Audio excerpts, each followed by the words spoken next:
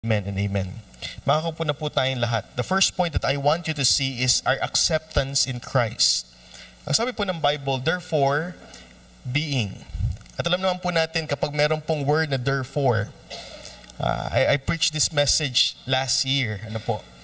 Alam naman po natin pag may word po na therefore, ibig sabihin it talks about the previous chapter. At kung babalikan po natin yan, pag-aralan po natin the previous chapter, it talks about being justified by faith. How Abraham being justified by faith. Kaya kasunod po ito, ang sabi niya dito in chapter 5 and verse number 1, therefore being. Yung chapter 4 po kasi nagturo sa atin that we are justified by faith and not by works. Amen mga kapatid? Naalala niyo pa po ba mga kapatid? I pray na sana po kapag babasahin niyo po yung chapter 4, maalala niyo pa yung mga pinag-aaralan po natin. Alam niyo po ang sabi ng Bible, being justified by faith, we have peace. Yung Greek word po ng peace dito is eirene. Eirene. Ibig sabihin po niyan is to have peace or harmony. To have peace or harmony, but to be without trouble, to have no worries, yung bang at peace ka, to down in one's heart, to bind together that which has been separated. At ito po yung nangyari nung tayo po ay nakakilala sa Panginoon. Ito po yung time na na-save tayo. Nagkaroon tayo ng peace. At peace na tayo sa Panginoon. Amen? Meron po tayo po, yung dating napahiwalay po na relasyon natin sa Panginoon ay nagkaayos po. We have peace with God. Tayo po ay hindi na guilty. Hindi na po tayo nahihiya sa Panginoon, mga kapatid. Hindi na po tayo nababagabag na baka hindi tayo pakinggan ng Panginoon. Kaya alam niyo po, although tayo po mga Kristiyano nagkukulang pa rin tayo, pero wag naman po yun ang dahilan para magtuloy-tuloy tayo sa kasalanan. Amen, mga kapatid? Wag na naman natin iisipin na hindi na tayo kakatagpuin ng Diyos. Ang sabi naman ng Panginoon, He is faithful and just to forgive us from all our sins. Kung tayo po ay magko-confess sa Kanya. Kaya mga kapatid, ito po yung ibig sabihin ng peace with God. We have been justified by faith, we have peace with God, and that is not true religion. And that is through our Lord Jesus Christ. Amen mga kapatid? Dahil po yan po sa ginawa ng Panginoong Yesus sa ating pong buhay. Hindi na po tayo yung parang bata na nahihiya, nalalapit sa Panginoon, nakatingin sa floor, tinitingnan natin kung papagalitan ba tayo ng Panginoon. Although ang Panginoon sa ating pong buhay, papaluin niya po tayo kapag tayo po ay dumarating po sa pagsunod sa Kanya. Pero dapat po maunawaan po natin ito. Alam niyo po, why do we need peace? Bakit po kailangan natin ng peace? Bakit natin kailangan ng kapayapaan? Kasi po ang dati nating buhay, nung tayo po ay hindi pa nakakilala sa Panginoon, yung ating pong buhay is at enmity with God. Ang Panginoon po, He declared war sa atin. Dahil po sa ating pong pagsuway sa ating Panginoon. Sabi po ng Isaiah 48 verse number 22. Isaiah chapter 48 and verse number 22. Ang sabi ng Bible, there is no peace. There is no peace, saith the Lord, unto the wicked. Sabi naman po ng Isaiah chapter 32 and verse number 17, and the work of righteousness shall be peace, and the effect of righteousness, quietness, and assurance forever. Sabi po ng James chapter 4 and verse number 4, ye adulterers and adulteresses, know ye not that the friendship of the world is enmity with God? Whosoever therefore will be a friend of the world is the enemy of God. At yun din po yung sinabi ng John chapter 8 verse number 44, ye are of your father the devil, and the lust of your father ye will do. He was a murderer from the beginning, and abode not in the truth, because there is no truth in him. When he speaketh a lie, he speaketh of his own, for he is a liar and the father of it. Ito pong mga binasa po natin ay nagpapakita po sa ating pong buhay At nagpapakita doon sa buhay natin dati na kailangan natin ng magkaroon po ng maging kasundo natin ang Panginoon. At hindi natin kaya yon mga kapatid dahil tayo po ay condemned. Pero salamat na lang po dahil ang Panginoong Yesus po ay naparito. Amen mga kapatid, siya po ay nagbayad ng ating mga kasalanan. At kundi po dahil sa Kanya pong ginawa mga kapatid, wala po mangyayaring pagkakaayos ulit ng ating relasyon sa Panginoon. Alam niyo pong ibig sabihin ng condemnation, it means that God declares us sinners.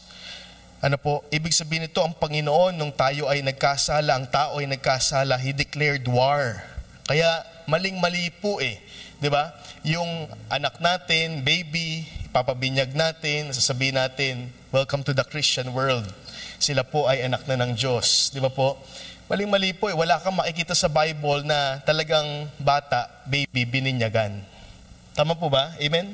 Nakikita natin dito na para tayo po ay ma-justified sa ating pong, kailangan nating manampalataya sa ating Panginoong Yesus. Amen?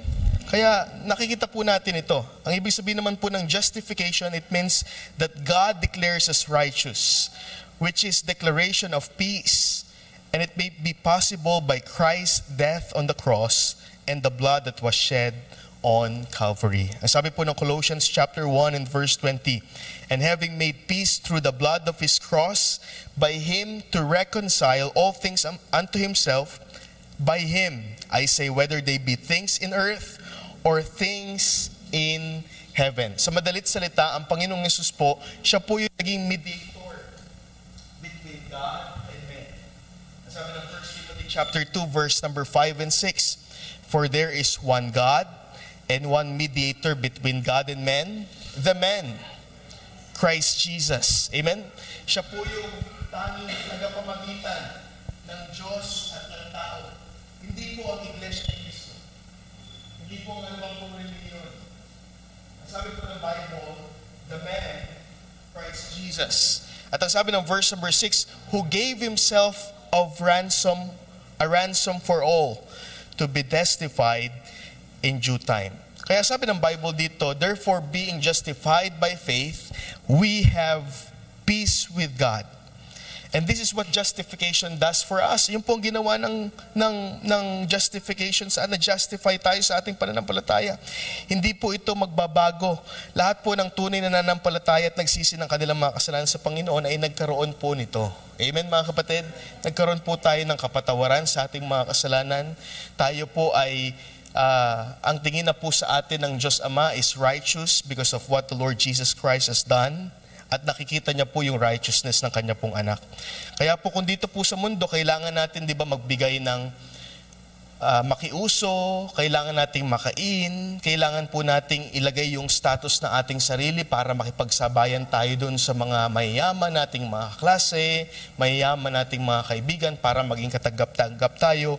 Gumagawa tayo ng paraan para maging, alam niyo yun, maging accepted tayo. Pero sa Panginoon po, mga kapatid, we can be accepted if we will come to Christ.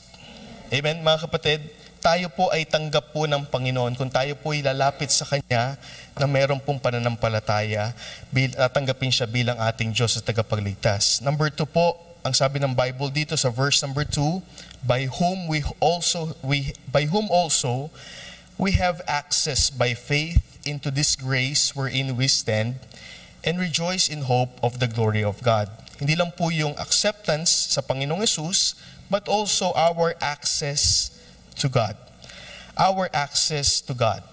Ang access po natin sa Diyos Ama is only through His Son, Jesus Christ. Wala na pong iba. Alam niyo po, para sa mga Hudyo, yung idea po ng direct access sa Diyos ay it is unthinkable, it is foolishness. Kasi hindi nila ginagawa nilang literal parang walang maaakita sa Diyos. Yun ang iniisip nila. Walang pwedeng maka face to face ang Panginoon kasi it means you will die. 'Di ba?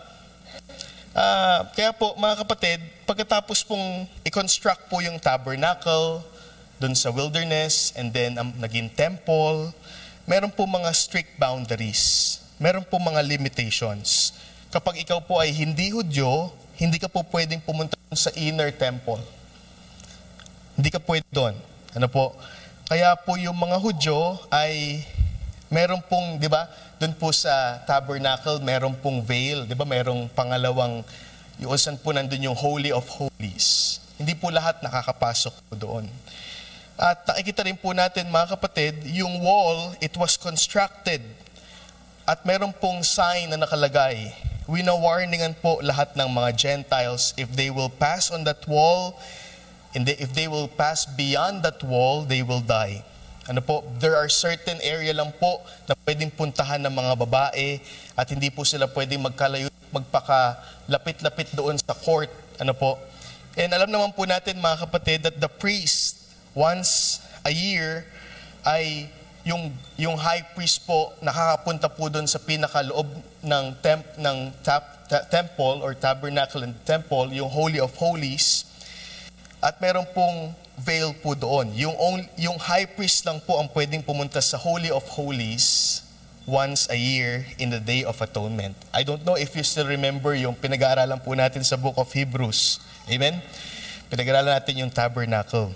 Pero alam niyo po, yung ginawa po ng Panginoong Jesus na death niya sa cross, He gave the believing Jews and the believing Gentiles na magkaroon tayo ng access sa Diyos. Amen, mga kapatid? Ang sabi ng Bible, through our Lord Jesus Christ, by whom, amen? By whom also we have access. At once again, sinabi ng Bible, by faith, into this grace wherein we stand and rejoice in hope of the glory of God. Kaya, alam niyo po yung veil doon sa temple, it had been rent. Nasira po ito into two. Nahati po ito into two when the Lord Jesus Christ died on the cross. Tignan niyo po sa Luke chapter 23, verse 33 to 47. Luke chapter 23, verse number 33 down to verse number 47. Sabi po ng verse number 33 ng chapter 23. And when they were come to the place which is called Calvary, there they crucified him, and the malefactors, one on the right hand, and the other on the left. Then said Jesus, Father, forgive them, for they know not what they do. And they parted his raiment, and cast lots. And the people stood beholding, and the rulers also with them derided him, saying, He saved others, let him save himself, if he be Christ, the chosen of God. And the soldiers also mocked him, coming to him and offering him vinegar, and saying, If thou be the King of the Jews, save thyself. And a superscription also was written over him in letters of Greek and Latin and Hebrew, This is the King of the Jews. And one of the malefactors which were hanged railed on him, saying, If thou be Christ, save thyself and us. But the other answering rebuked him, saying, Dost not thou fear God, seeing thou art in the same condemnation? And we indeed justly, for we receive the due reward of our deeds, but this man had done nothing amiss. And he said unto Jesus, Lord, remember me when thou comest into thy kingdom. And Jesus said unto him, Verily I say unto thee, today shalt thou be with me in paradise. And it was about the 6th hour, and there was a darkness over all the earth until the 9th hour. And the sun was darkened, and the veil of the temple was rent in the midst. Nakita niyo po ang sabi ng Bible? And the veil of the temple was rent into the midst. Yung naghahati po doon sa temple, yung naghahati po doon sa tabernacle, doon sa Holy of Holies na kung saan nandun yung presensya ng Diyos, kung saan yung isang great high priest, isang high priest lang yung makakapasok doon. It was rented. Nasira po ito, nahatak. Alam niyo po, hindi ito kayang pagsasamahin daw po ng dalawang klaseng oxen, hindi po kayang hatiin. Kunyari tatali ng oxen para ma-rent yung veil na ganon. Hindi po kayang hatiin ito. Sabi ng Bible dyan, in verse 46, And when Jesus had cried with a loud voice, He said, Father, into thy hands I commend my spirit. And having said thus, He gave up the ghost. Now when the centurion saw that what was done, he glorified God, saying, "Certainly, this was a righteous man." Ano pong ibig sabihin nito, mga kapatid? Alam niyo po ibig sabihin nito, that we can now have access to God. We can now have access to the presence of God. Na hindi na po ito limited, mga kapatid, sa isang high priest lamang. Hindi na po ito limited, mga kapatid, sa mga simpleng tao. Na kung ikaw ay simpleng tao noong mga unang panahon na yun, talagang yung high priest lang ang pwedeng makapunta nun dahil wala siyang kasalanan. Alam niyo po, tinatalian sila, tapos may bell yan. Tapos, pagpapasok yung high priest, mag-offer ng sacrifices, mga kapatid, papasok yan, di ba, marami pang seremonya, mga kapatid. At pagkatapos, kailangan walang kasalanan kasi siya yung mag-aatone ng kasalanan ng buong tao ng Diyos. At kung bakit may bell, kung bakit merong tali, kasi kapag may kasalanan yung high priest, mga kapatid, mamamatay siya. Hihilahin na lang nila kasi wala nang makakuha dun sa bangkay. Ano po? Pero alam niyo po, ang Panginoong Yesus, He was the perfect sacrifice. He is the Lamb of God, mga kapatid. Wala po siyang kasalanan. Ginawa niya po yun, mga kapatid. Nung siya po yung namatay, ang sabi ng Bible, yung veil of the temple, it symbolizes na may paghahati, hindi tayo makakapasok. We cannot access. We cannot go through easily. Hindi tayo pwede. Pero ang sabi ng Bible, nung siya po ay nagbigay ng buhay, mga kapatid, pwede na. Ang tao ay makapunta at magkaroon ulit ng relasyon sa Panginoon through the Lord Jesus Christ. Alam niyo po, in Ephesians chapter 2, verse number 14, ang sabi ng Bible, Ephesians chapter 2 and verse number 14, meron pong tinatawag na walls.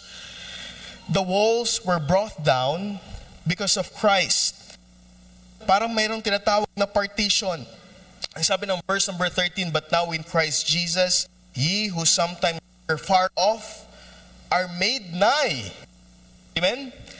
Are made nigh by the blood of Christ. For He is our peace, who hath made both one, and hath broken down the middle wall of partition between us. Hindi natin talaga kaya makapunta sa Diyos dahil makasalanan tayo. Yun po yung nagpapahiwalay sa atin, mga kapatid. Pero salamat po sa ating Panginoong Jesus na kung saan nagbigay po ng kanya pong buhay, nag-volunteer, He gave it Himself willingly, He died for our sins, mga kapatid. At ngayon po, siya na po yung pwedeng maging access kung bakit tayo may access sa trono ng biyaya ng Diyos, kung bakit tayo pinapakinggan ng Panginoon sa ating mga panalangin, kung bakit tayo po ay nakikita ng Panginoon yung bawat mga iyak natin at bawat mga kahilingan natin, at kung bakit tayo may access dun sa trono ng kanyang biyaya, dahil po sa ating Panginoong Yesus. Dahil siya po yung ating pong tagapagligtas. Dahil meron po tayong relasyon na sa Kanya bilang ating Diyos at tagapagligtas. And we can call God our Father. Ano po? Kaya po yung walls po na ito, mga kapatid, nagbibigay ng partition sa taong makasalanan, sa mga Gentiles, mga kapatid. It was broken down. In Christ, we have access to God the Father. Ano pong ibig sabihin ng access? Ang ibig sabihin po ng access, tinignan ko po ito, it is a way of entrance. I-describe din po ito sa isang kote na kung saan it was used to introduce a person into the presence of a higher authority. Ang Panginoon Jesus po, as God, we have God the Father as our judge, mga kapatid. Meron po tayo, mga kapatid, na mediator. Amen, mga kapatid. Meron tayong advocate. Sabi ng 1 John, di ba, He is our advocate. Ano po? Na parang siya yung magtatanggol sa atin. Ano, meron tayong adversary, ayun po yung kaaway, mga kapatid, but the advocate, mga kapatid, siya po yung bahala at nagpe-present sa atin, Ama, ito po, si Michael de la Paz, tumanggap na po ito sa akin, nanampalataya na po siya sa akin, siya po ay anak nyo na. Amen, mga kapatid? Kaya po, this is what Christ did for us. Tayo po ay binigyan po ng access. Pwede na po tayo lumapit boldly to the throne of grace into prayer. Amen, mga kapatid? Si Jesus Christ po, siya po yung nag-a-usher sa atin into the presence of God the Father. Hanggang ngayon, mayroon pa rin pong ministry ang Panginoong Yesus sa atin. He is the great high priest para po sa atin, di ba po, mga kapatid? Siya po yung nag-i-intervene, mga kapatid. Kaya salamat po sa ginagawa ng Panginoon sa atin po whenever we pray. Sabi ng Hebrews chapter 4, verse 16, let us therefore come boldly unto the throne of grace, that we may obtain mercy and find grace to help in time of need. Kaya po mga kapatid, salamat po sa ginagawa ng Panginoon sa ating pong buhay. Salamat po sa access. Now, do you use that kind of, di ba? Naalala niyo yung preaching ni Pastor Art? Paalala ko lang po sa inyo, baka nalimutan na agad natin. Ang Panginoon kumakatok. And He wants to have fellowship with you. Amen? Pagbubuksan mo ba siya? Ano po? Ang Panginoon kumakatok sa ating pong buhay, sa ating pong puso. At minsan mga kapatid, ginagamit niya po yung mga circumstances para tayo po ay lalong lumapit sa Kanya sa panalangin. Number 3 and the last, our assurance from adversity. Our assurance from adversity. Ang sabi ng Bible, and not only so, but we glory in tribulations also. Alam niyo po, ang mga Kristiyano lang ang pwedeng magsaya kahit nasa matindi pong pagdudusa. Amen, mga kapatid? Yung mga talagang nakakaintindi lang po ng ginagawa ng Diyos. Yung talaga pong yung mayroon pong relasyon sa Diyos, sila po yung nakakaintindi na kahit po ang buhay po ay dito po sa mundong ito, we can have tribulations. Amen? Hindi po pinangako ng Panginoon na magiging smooth ang buhay. Hindi po pinangako ng Panginoon na kapag naging Kristiyano ka, hindi ka na magkakaproblema. Hindi ka na magkakaroon ng depression. Hindi ka na magkakaroon ng parang, hindi ka na malulungkot. Puro saya na lang. Meron pa rin po. Pero mga kapatid, hindi na po yan yung dapat maghari sa atin. Meron tayong assurance na ang Panginoon, siya yung pag-asa natin. Amen, mga kapatid? Bagamat meron tayong mga kabigatan sa buhay natin, whenever we come to the throne of His grace, meron tayong access, mga kapatid. Siya po yung nagbibigay ng assurance sa atin na, anak, ako ang bahala dyan. Anak, sasagutin ko yung panalangin mo. Anak, maghintay ka lang. Amen, mga kapatid? We have hope sa Panginoong Jesus. Meron tayong pag-asa sa Panginoong Hesus. Kaya ang Kristiyano, mga kapatid, bagamat may problema, nakangiti pa rin yan.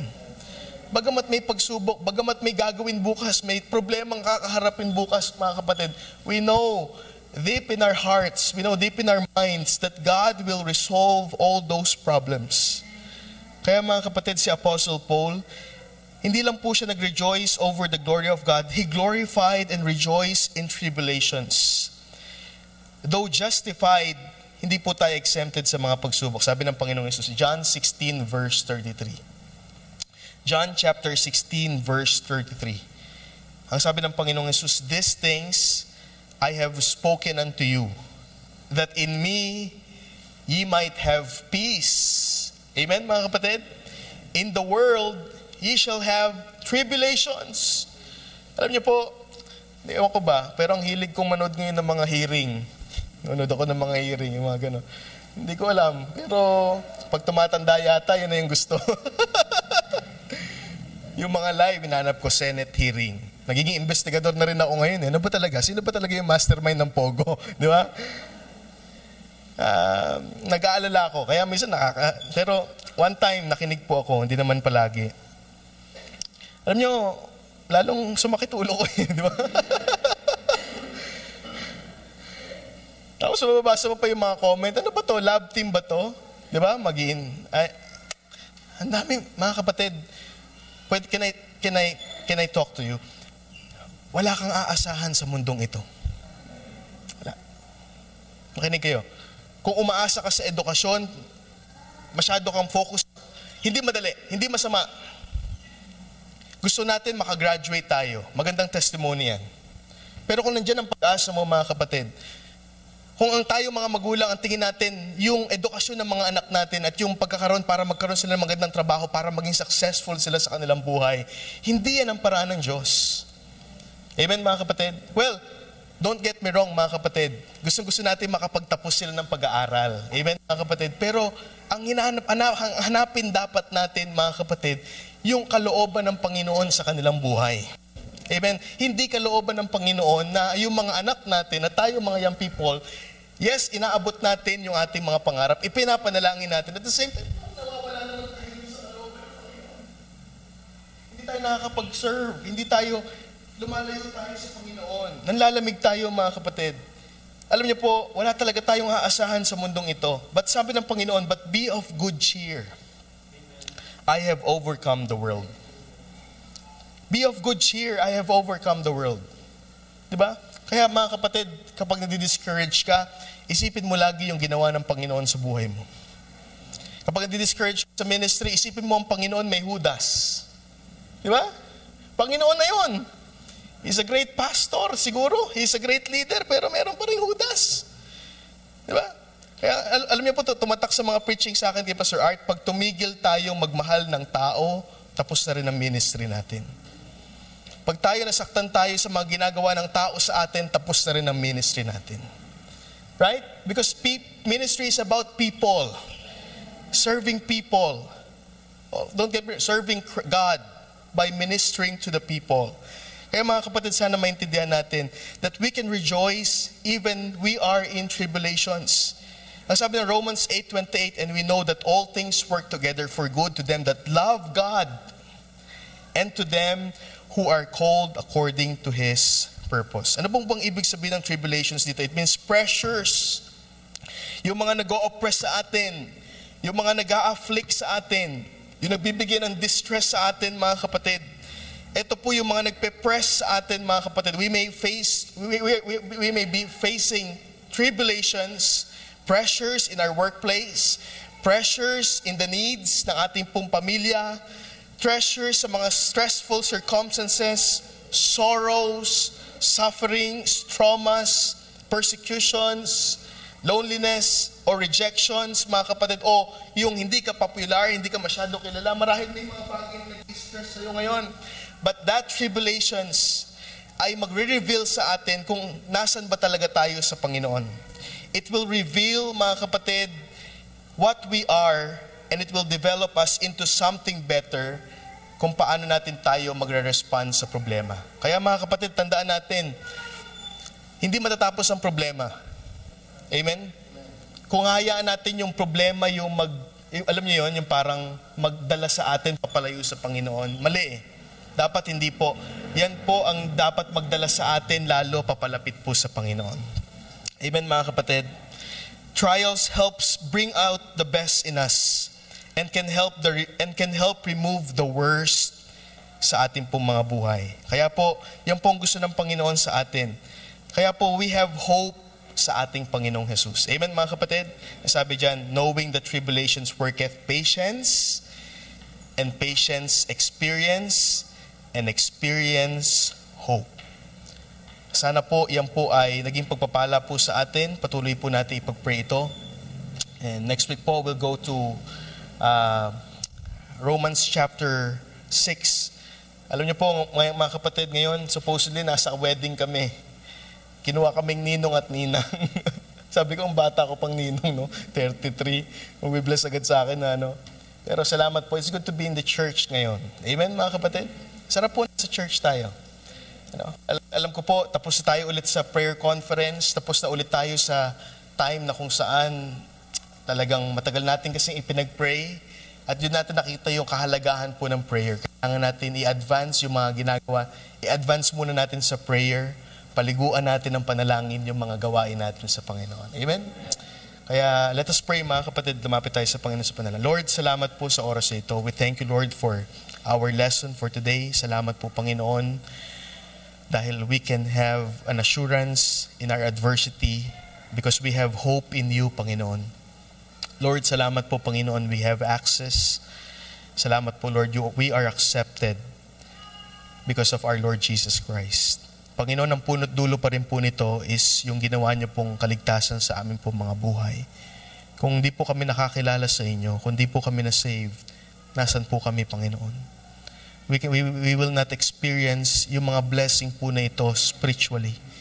At yung kaayusan po, yung direction na binibigay niyo po sa amin, yung privilege, Panginoon, na makapaglingkod sa inyo. O Panginoon, I pray that may you bless each and every one. Bigyan niyo po, Lord, ng maganda pong kapahingahan ngayong gabi, ang bawat isa, ang mayroon pong mga karamdaman, ang mga napapagod, Panginoon, physically. Lord, may you give rest, Panginoon, sa kanila. I pray that may you provide, Panginoon, yung mga pangailangan po na aming mga kapatiran. Lord, may you bless our offering. Pagpalain niyo po ito. Magamit po ito, Lord, for the needs of our ministry. Patuloy niyo pong pagpalain ang aming pong Sunday service, ang mga ministries po sa Baras, ang ministry po dito sa Antipolo, ang mga Bible study. Kayo po, Lord, ang manguna sa mga volunteers po namin at mga workers. Pagpalain niyo po, Panginoon, ang lahat ng ito. In Jesus' name we pray. Amen and amen. God bless you po, mga kapatid. Let's take up our offering at mag-ingat